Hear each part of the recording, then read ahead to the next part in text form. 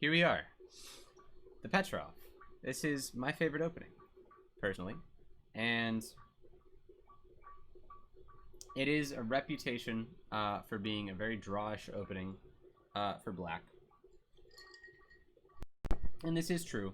It's a drawish opening where, like, if white wants to draw, they'll almost be able guaranteed to make it. But it's an uncommon opening to e4, and you can surprise people by playing it.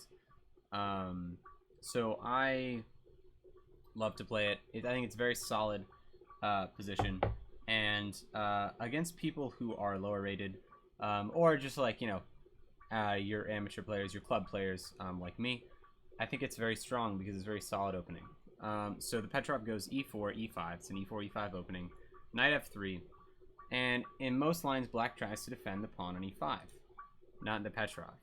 Petrov, it almost looks like something a 5-year-old would play. Knight f6. And he's just saying, well, if you take my pawn, I'm going to take yours. This is not a super popular opening for black, but it has been played at the highest level, especially by GM Fabiano Caruana. He's a major Petrov player, and he's gotten quite a few tactical wins in the Petrov. So after the knight takes, you should know that you don't want to be taking on e4. This would be a mistake. It looks like black's going to say, oh, I'll just take on e4. But this is a mistake, because white has a very strong move. Queen e2. And now, yeah, Stockfish says white's slightly ahead, but in fact, this is a very hard position to play. Black's in a lot of trouble. You could try defending your own knight with this, although that's just going to go poorly because then he can play this. And if your knight ever moves, it's game over with this idea of discovered check. So you have to play queen e6, and then black will simply take your knight, right?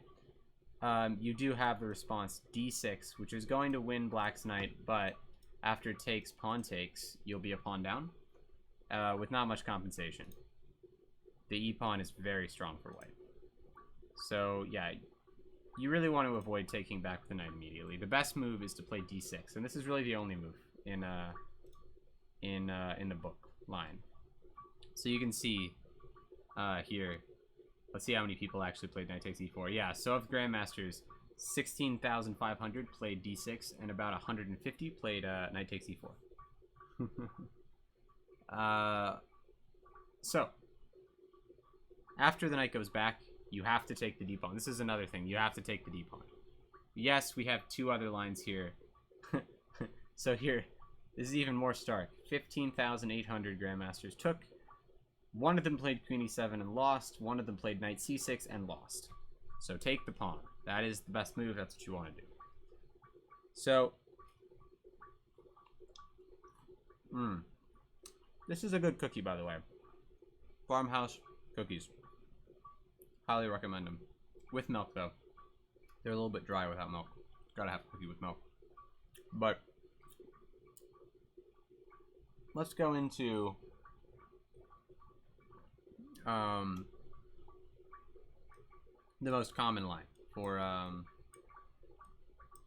not the most common line, but one of the most forcing lines for white. And this is really the main line if you want to draw. You can see it. It's the third one down of these three options. Queen e2. And at this point, queen e7 is basically forced. You have to play queen e7 if your opponent puts their queen on e2 to prevent any shenanigans with a discovery, with a pin, actually. Sorry, you have to break the pin. So if you play d5 defending your knight, white will simply respond d3. And since the knight's pinned and it has nowhere to go, you're just going to end up down a knight, right? Nothing you can do about it. So you have to go queen e7. And then white's has many options. The main line here is to kick the knight.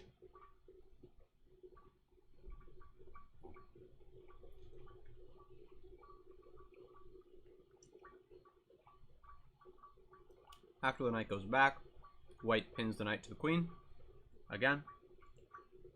And then here black usually trades off queens. White takes his bishop, black goes bishop e7, knight c3. And in this position, you know, black has many plans, many options, but they're all very, very drawish because both sides have a symmetrical pawn structure. and both sides' kings are relatively safe. Both sides are going to castle safely, and both sides have equal minor pieces and a roughly the same amount of development. White has a slight edge in development, but it's really nothing to brag about. Like, there's not going to be any strong attack here. So this is, as you see in here, pretty much 90% of the time a draw, unless one side makes a horrible mistake. So if you want to draw, the Petrov is the opening for you. And this is a theme throughout. There are many drawish variations. However, there are ways you can play as black for tricks, and in fact win. So the mainline Petrov goes after your knight takes on e4. White goes d4 immediately. Doesn't bother kicking the knight, just bothers trying to create a big center with d4. It's called the classical attack. And after d5, which is the best move in this position, supporting your knight.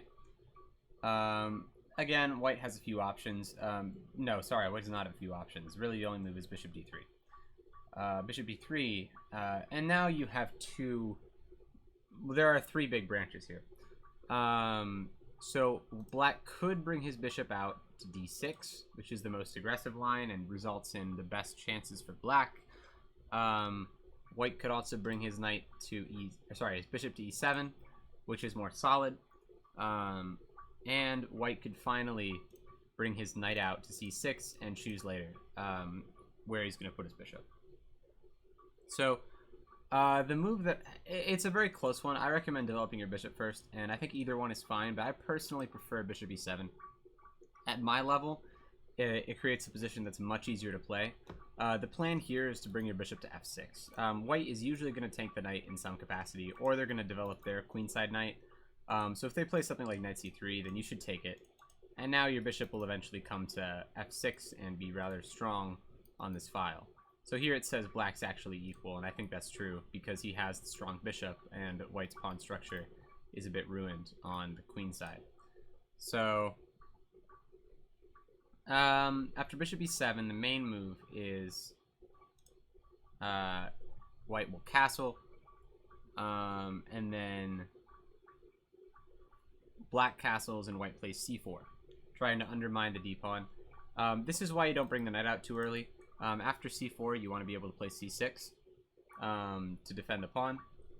And after knight c3, you always got to take it. The computer says knight f6, but I always recommend, as a rule of thumb, if your opponent ever develops their queenside knight, you should take it. So knight takes c3, b takes c3, d takes c4, bishop takes c4. And this is slightly preferable for white, but it's a very easy position to play for black. You have no weaknesses in your position. White has a slight edge in development, but he has these pawns that are going to be weak in the endgame. So yeah, this is probably a fine position here. I played bishop g4 here, but another option is rook e1 rather than c4. But I think this is just not as dangerous for black. So you can still play c6 if you want, or in here you play bishop f5. If your opponent ever attacks the knight with a piece other than the knight, just keep defending it. So bring your bishop out, bring your rook out, and bring your bishop to f6, and keep defending the knight. c4, if you ever play c4, you play c6.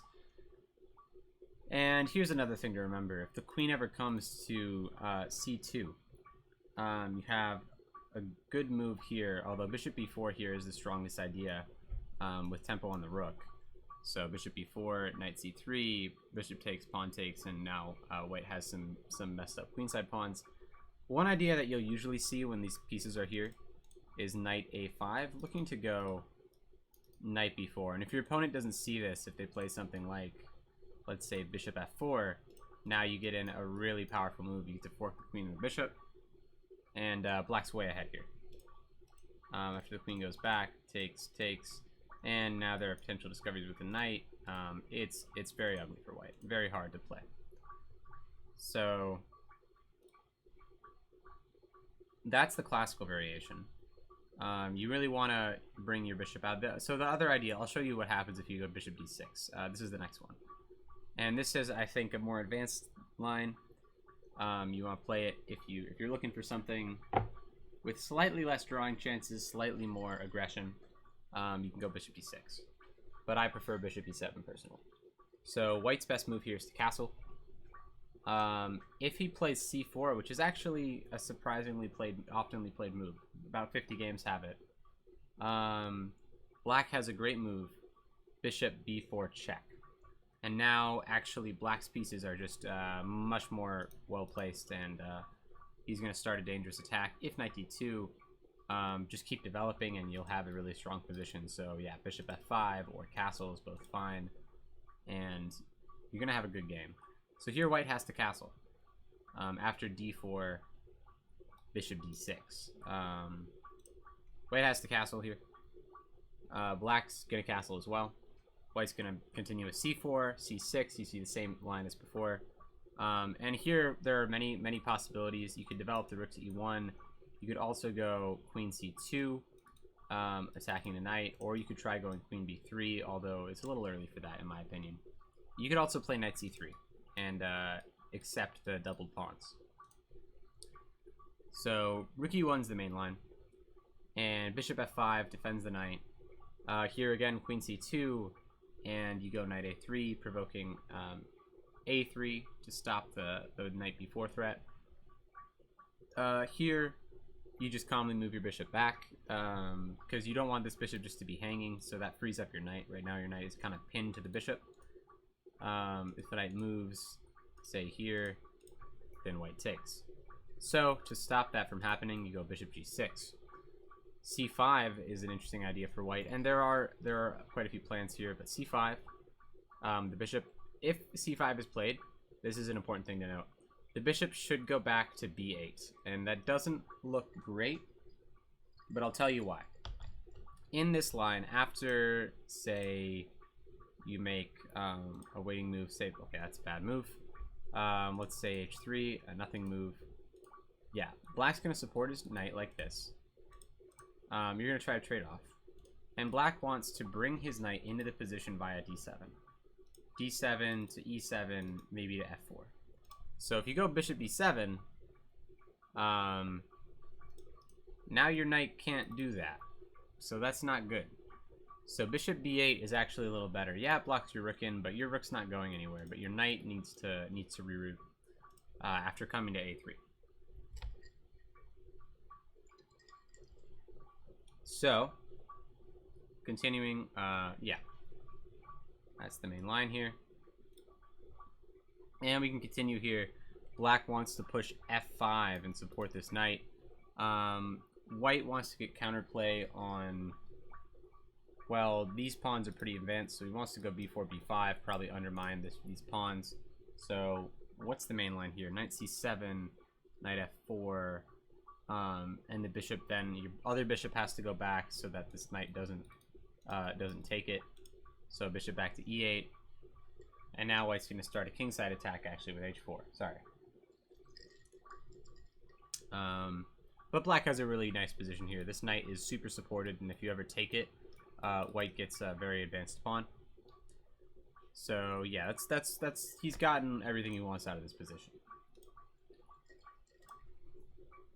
So, basically, this was the meat of it. What you have to remember after bishop b6 is you're trying to defend the knight, keep it here, unless you ever play bishop b6. Don't leave your bishop on f5. So if you leave your bishop on f5, here, let's say you make a nothing move. Well, now the knight can't take because the bishop hangs. So you should go back with the bishop here.